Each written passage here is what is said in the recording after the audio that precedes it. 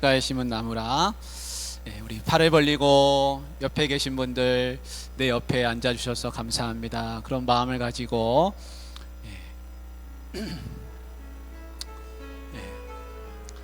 너는 시냇가에 심은 나무라.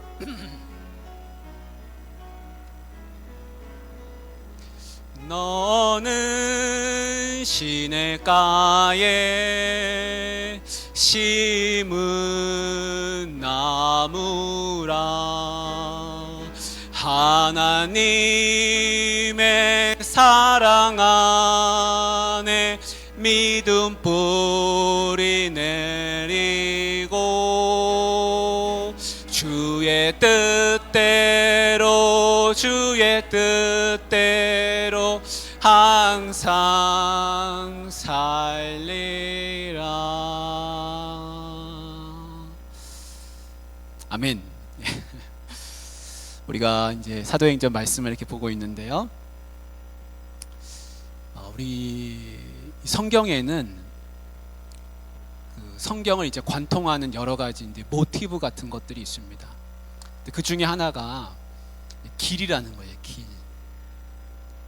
그래서 아브라함도 길을 떠나는 이야기입니다. 고향을 떠나서 새로운 길을 찾아서 나가는 이야기.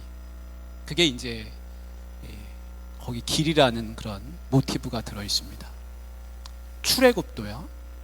애굽을 떠나서 광야길을 따라 나가는 그런 이야기입니다. 그래서 가나안까지 쭉 가는 그 여정이죠. 여정.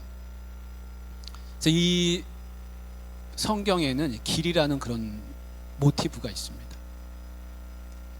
예수님도 갈릴리에서부터 시작해서 예루살렘까지 가는 그 여정, 그 길, 그거를 이제 기록해 둔 것이 이제 복음서입니다. 그래서 복음서에는 그런 길이라는 모티브가 있고 구조가 있습니다. 구조. 길을 따라가는 이야기입니다. 사도 바울도 이 복음도 길이라는 그런 통로가 있습니다. 그래서 계속 길을 찾아다니는 이야기예요. 그것이 이제 우리가 지금 보는 성경 이야기입니다. 사도행전을 읽다 보면 계속해서 이동하고 새로운 길이 등장하고 이제 그렇습니다. 근데 우리도 똑같습니다. 지금 우리도 신앙생활 하는 게 이 길이라고 하는 그런 신앙 여정을 통과하는 겁니다. 근데 이 길은 영원한 길이 아니라 이 길은 종착지가 있습니다. 그 종착지는 어디입니까? 주님 만나는 그날 종착지입니다. 그래서 우리가 이제 성경을 그렇게 보게 되는데, 지난 시간 내용을 잠깐 복습하면서 우리가 말씀 나누기 원합니다.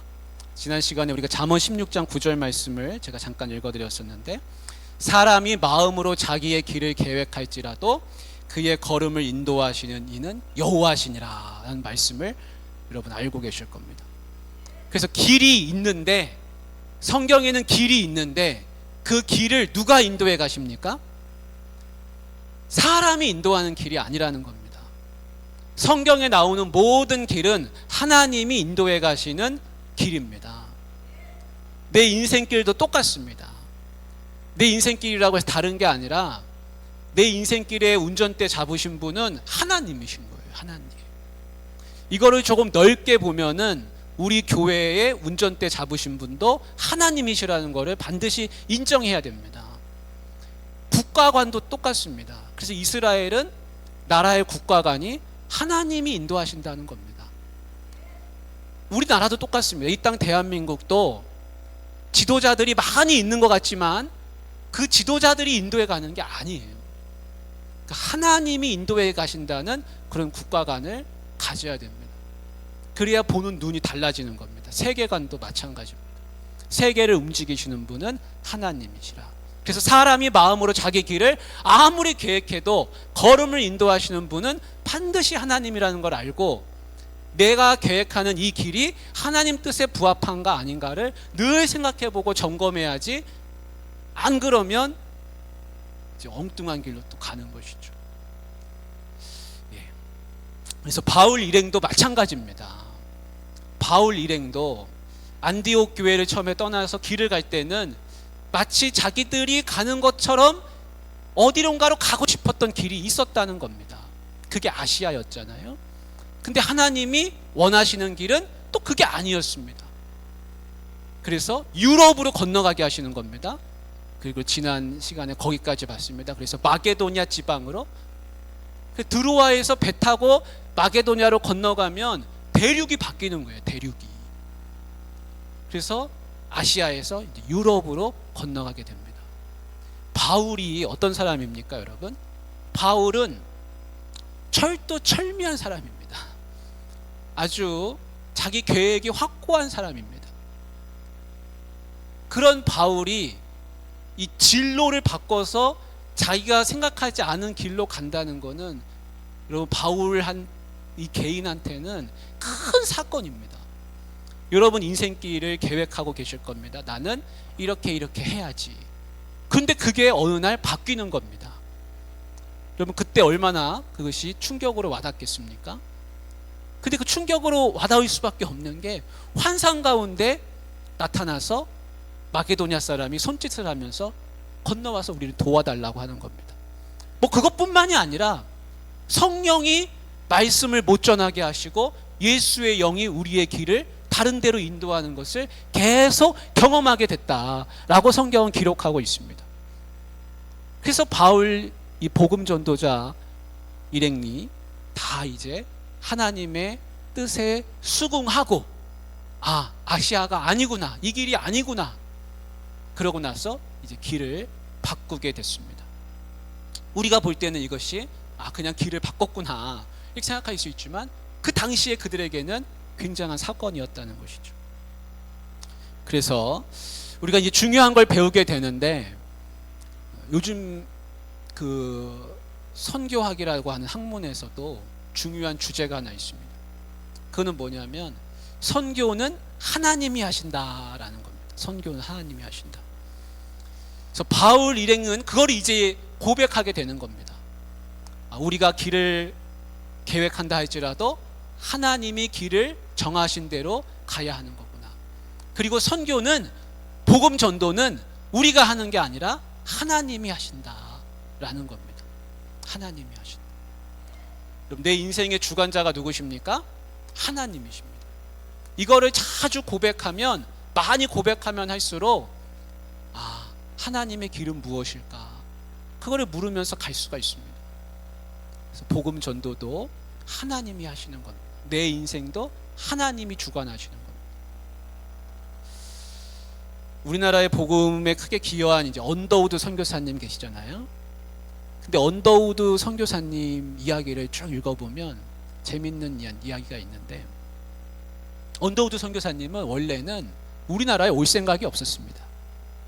어디에 계획하고 있었냐면 인도. 당시에 미국에서는 인도에 대한 관심이 아주 많았습니다. 그래서 인도로 많은 사람들이 가려고 애를 썼습니다. 그런데 언더우드 선교사님도 신학교 다닐 때도 나는 인도로 가야지, 나는 공부 다 마치면 인도 가야지, 그렇게 다 생각하고 있었어요.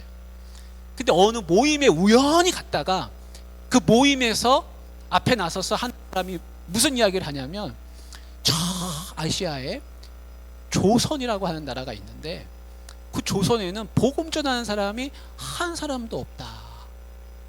그리고 이제 문호가 개방이 돼가지고 이제 우리가 들어가면 복음을 전할 수가 있습니다. 그런 이야기를 이제 하는 걸 듣고 생각하기를, 나는 저기 관심이 없다, 누군가 저기도 가겠지 하고 그냥 흘려들었습니다. 근데 그 이야기가 계속 머릿속에 남는 겁니다. 거기는 이제 막 문이 열렸는데 가는 사람이 없다는 겁니다. 나중에 보니까 진짜 아무도 안 가는 거예요. 그래서 시간이 많이 지난 다음에 언더우드 선교사님한테 귀에 하나님의 음성이 들렸는데, 그게 뭐냐면, 안 가냐, 너는 왜 못 가냐, 그 음성이 들리기 시작했습니다. 그래서 언더우드 선교사님이 어느 교회로 부임하려고 하는 계획을 다 접고, 모든 계획을 다 접고 그날 이후로 조선에 관심을 두고 조선으로 갈 계획을 이제 품게 되게 됩니다.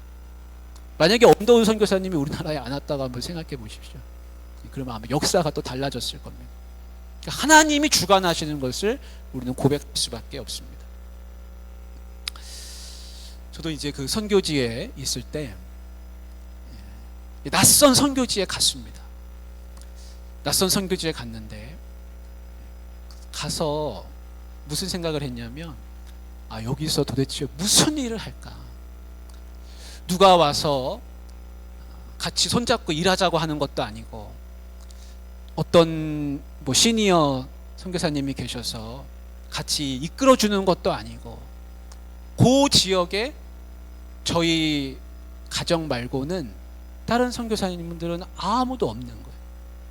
그리고 이제 한인 기업에서 일하는 분들이 한 두세 시간 떨어진 데서 일하는 그런 가정들, 남자만 와서 일하시는 분들이 좀 있고, 저희가 사는 그 동네에는, 그 지역에는 이제 인도네시아 부인을 두고서 사는 그런 이제 남자 두 분이 있었습니다.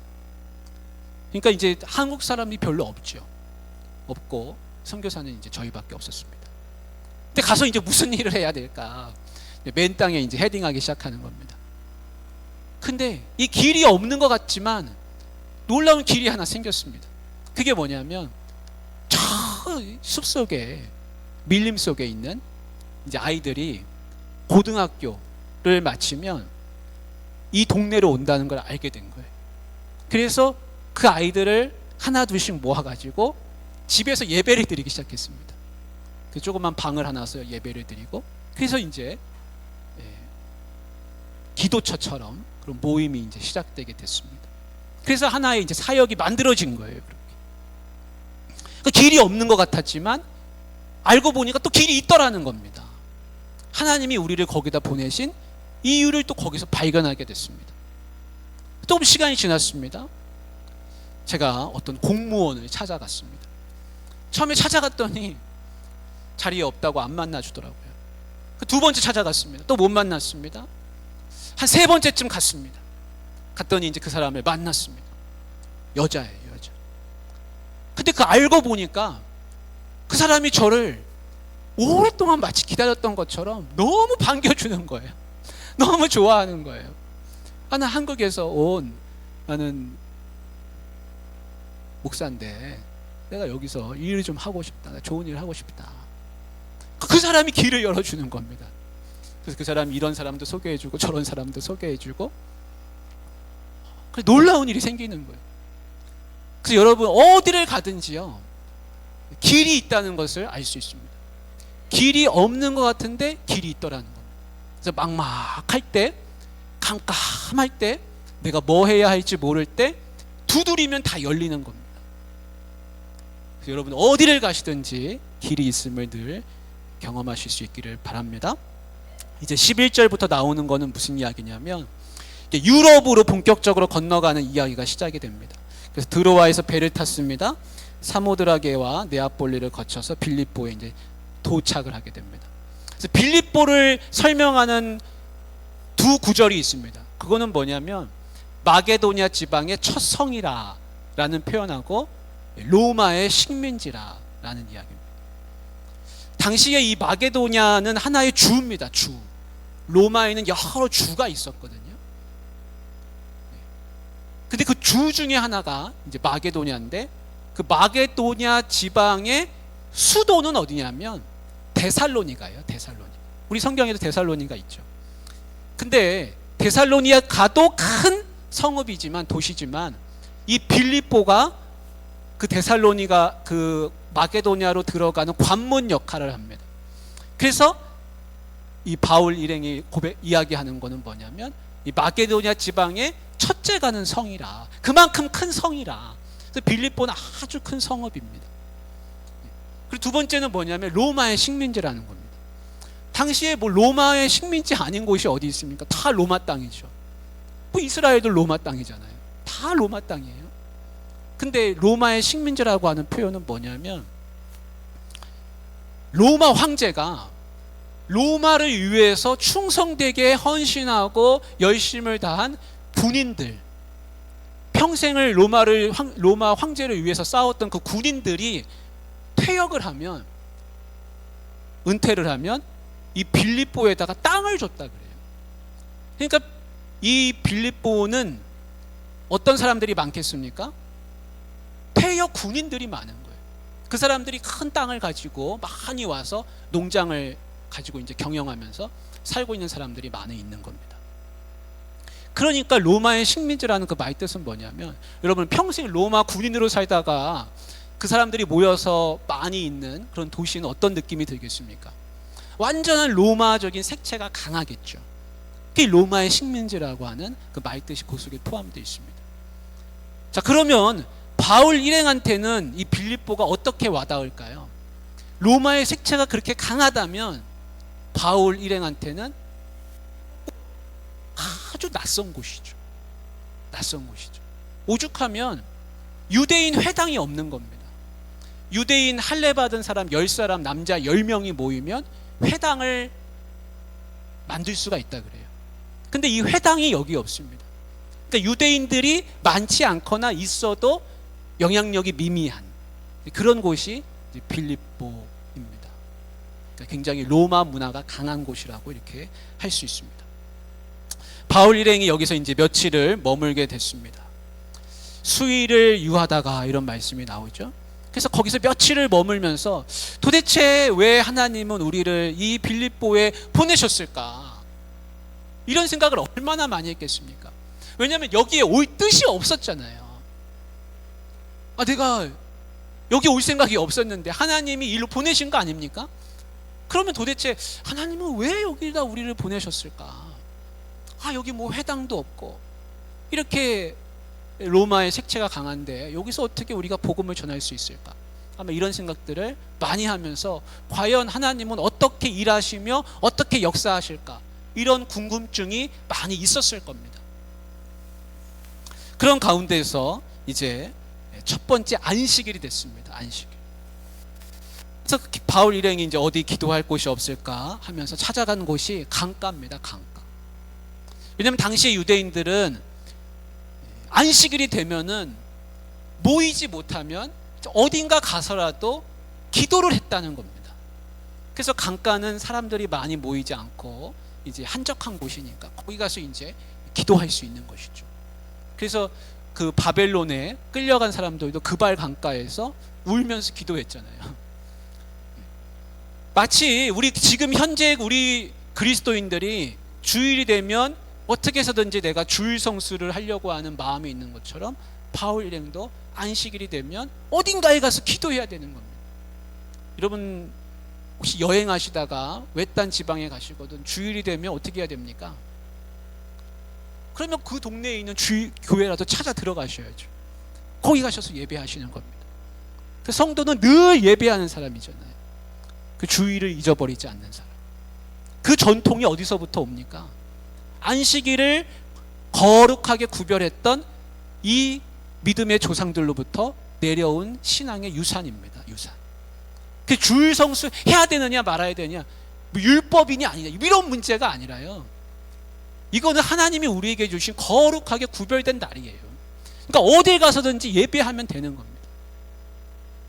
우리 조상들도 그렇게 했고 우리도 그렇게 하는 겁니다. 그래서 이제 거기에 이제 가게 되는데 그거는 뭐냐면 하나님이 그 강가에서 만남을 만드시려고 일을 지금 막 만들어가고 계시는 겁니다. 빌립보에 와가지고 안식일이 돼가지고 어디 갈 데가 없어가지고 강가를 찾아갔는데 그 시간에 똑같은 그 시간에 저쪽에서는 한 무리의 여인들이 기도하러 그 강가로 다 모여들고 있는 겁니다. 그 여인 누굽니까? 루디아죠. 루디아. 그 여인들을 대표하는 사람이 루디아입니다. 그래서 루디아를 이제 소개하기를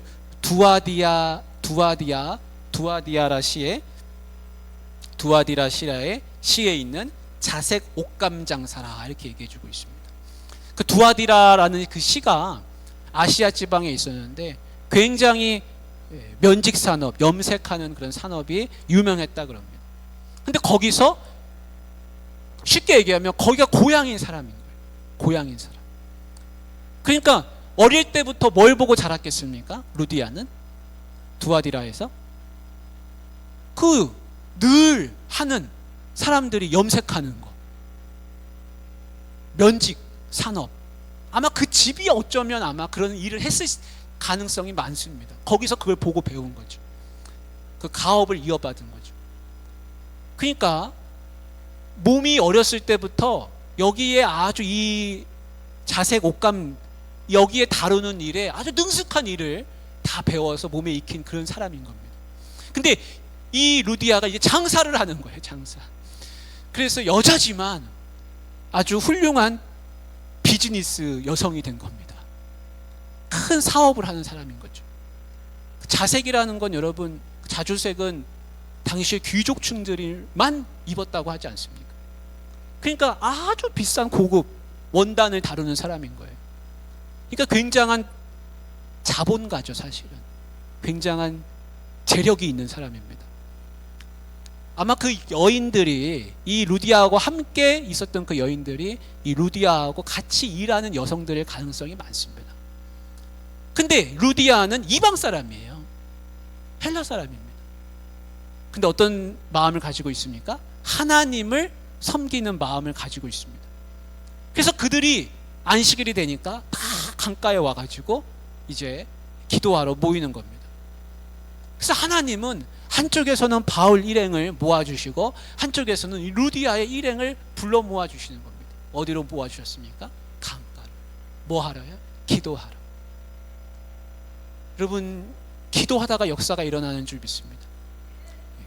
기도하면서 일이 일어나는 겁니다. 기도가 힘이 없고 약해 보이지만 사실은 성경의 모든 일은 다 기도하면서 이루어졌습니다.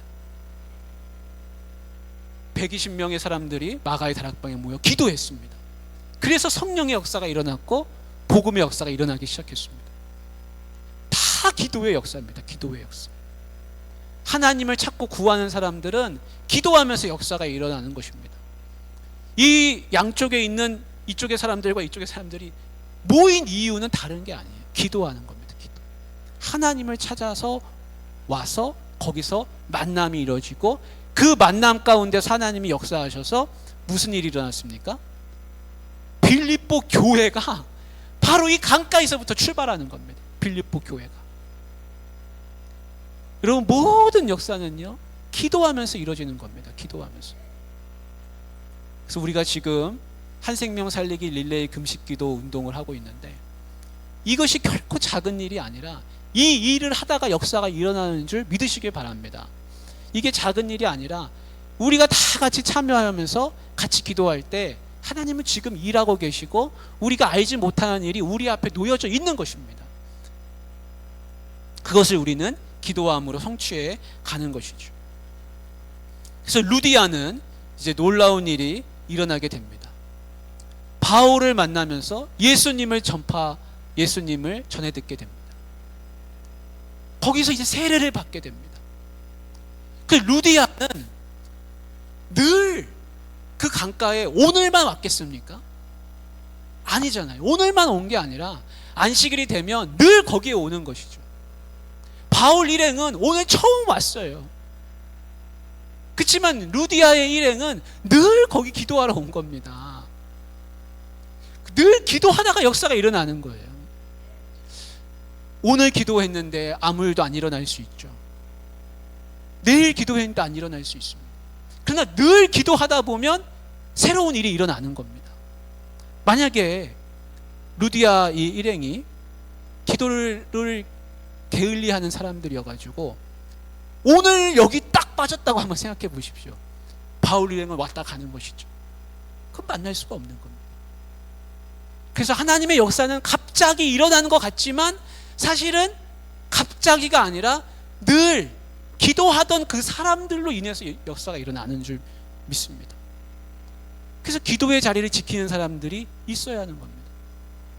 우리 수요 예배에 이렇게 모인 인원들 지금 한 10명 이렇게 되는데요. 여러분들을 통해서 역사가 일어납니다. 여러분들을 통해서요. 늘 예배하고 찾고 구하고 기도하며 엎드리고 그런 분들을 통해서 하나님 역사가 일어나는 줄 믿습니다. 여러분, 그 히딩크 감독 있잖아요. 히딩크 감독이 우리나라에 와가지고 이제 월드컵 4강 신화를 이뤘습니다. 4강 신화를 이루고 나서 히딩크 감독은 돌아갔어요. 그렇죠? 네덜란드로 이제 돌아갔습니다. 근데 그래서 이제 다 이제 열기가 식었죠. 근데 열기가 식었는데 그때부터 아주 인생의 황금기를 맞이한 사람이 한 사람이 있거든요. 그게 누구냐면 히딩크 따라서 네덜란드 간 박지성 선수입니다. 박지성 선수는요, 히딩크를 만나기 전에는 사실 그렇게 아주 스타 플레이어가 아니었습니다. 사실 박지성 선수가 고등학교 졸업하고 받아주는 팀이 없었다 그러지 않습니까? 갈 데가 없는 거예요. 근데 히딩크가 탁 보고 나가지고 잠재력을 딱 발견해가지고는 네덜란드로 탁 데리고 갔습니다. 그 네덜란드에서 뛰다가 나중에 이제 영국의 프리미어 리그, 세계에서 제일 유명한 프로축구 선수가 돼가지고 명예와 부를 다 갖게 됐는데, 루디아는 누구를 만나가지고요? 바울 일행을 만나가지고 이 성경에 기록되는 역사가 생겼습니다. 그 누구를 만나느냐가 참 중요합니다. 누구를 만나느냐. 우린 다 누구를 만났습니까? 우린 다 예수님을 만났습니다. 내가 예수님 안 만났으면 여러분 어쩔 뻔했습니까? 내가 예수님 안 만났으면 잘 살 수 있을 것 같습니까? 다 그런 표정이신데요. 그렇지 않아요. 내 마음대로 산다니까요. 내 능력대로, 내 생각대로 삽니다. 예수님을 만났기 때문에 예수님은 무슨 생각하시나, 예수님의 뜻은 무엇인가, 예수님이 원하시는 걸 하려고 하는 겁니다. 그래서 우리는 다 좋은 만남을 가졌습니다. 가장 복된 만남. 세상에서 모든 사람을 다 만나도 예수님 안 만나면은 진정한 복이 없는 겁니다. 근데 우리는 예수님을 만났기 때문에 진정한 복을 누리고 사는 것이죠. 우리 14절 말씀에 같이 한번 읽어보겠습니다. 14절 같이 한번 읽습니다. 같이 시작. 두아디라 시에 있는 자색 옷감 장사로서 하나님을 섬기는 루디아라 하는 한 여자가 말을 듣고 있을 때 주께서 마음을 열어 바울의 말을 따르게 하신지라. 아멘. 그 루디아의 마음을 누가 여셨습니까?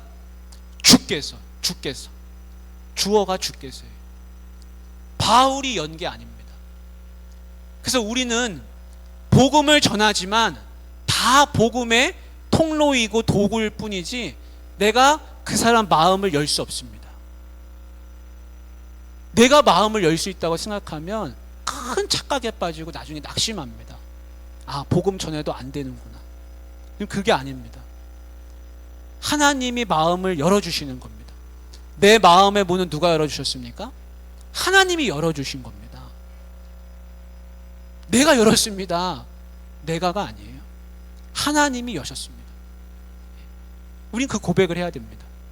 그래서 우린 누구한테든지 복음을 전하는데 하나님이 그 마음의 문을 열어주셔야 하는 것입니다. 그래서 루디아의 마음을 하나님이 이제 활짝 열어주셨습니다. 그 루디아가 그 이야기를 다 듣습니다. 예수님이 누구시고 누구 때문에 죽으셨고 어디서 죽으셨고 죽으시고 3일 만에 부활하셨다. 이걸 다 믿음의 마음속에 다 받아들이는 겁니다. 인생의 해답을 얻은 거예요. 인생의 해답. 지금까지 구원자가 없었는데 하나님이 이 세상을 구원하시려고, 나를 구원하시려고 예수님을 보내셨구나. 이거를 답을 아는 겁니다. 답을. 인생의 답이에요. 내가 죽으면 썩는 게 아니라 나는 부활하는구나. 인생의 답인 겁니다. 이게. 그거를 알았습니다. 그러니까 거기서 물도 옆에 있겠다 다 세례를 받습니다. 같이 세례 다 받았습니다. 그리고 자기 집 식구들 다 받습니다. 그래서 학자들은 루디아가 남편이 없었을 거다. 남편이 없이 그냥 식솔들을 거느리는 그런 이 자색 옷감을 다루는 그걸 경영하는 사람들의 대표였을 것이다. 이제 그렇게 봅니다. 루디아가 세례받으면서 다 받는 거예요. 다 집안 식구들. 그만큼 영향력이 있는 여인입니다. 그러니까 어떻게 합니까? 내가 예수 믿는 자로 알거든 우리 집으로 들어와라. 우리 집에 들어와서 유해라. 바로 여기가 어디입니까? 빌립보 교회예요. 빌립보 교회. 이렇게 해서 빌립보 교회가 탄생하게 되고, 공식적으로 유럽에서 첫 세례를 받은 사람은 누굽니까? 루디아입니다. 루디아. 지금까지 여인들이 다 12제자들 밑에 있는 것처럼 드러나질 않았어요, 전면에. 근데 이 빌립보 교회에 기둥같이 쓰이는 그릇은 누구냐면요, 한 여인이에요. 여인.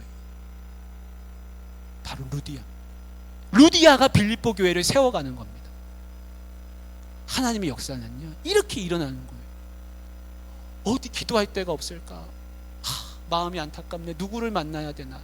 그러다가 강가에 갔더니 거기서 역사가 일어나는 것입니다. 여러분, 우리 귀한 성도님들 루디아처럼 다 쓰임 받으시길 바랍니다. 귀한 만남의 복을 이루시길 바랍니다. 누구를 만나든지 하나님께서 여러분과 여러분을 만나시는 그분의 마음의 문을 열어주시기를 원합니다. 루디아처럼 귀한 분들 되시기를 주님의 이름으로 축복합니다. 우리 같이 좀 기도하면 좋겠습니다. 기도하실 때 하나님, 우리 교회가 빌립보 교회처럼 하나님 귀하게 세워지게 하여 주시옵소서.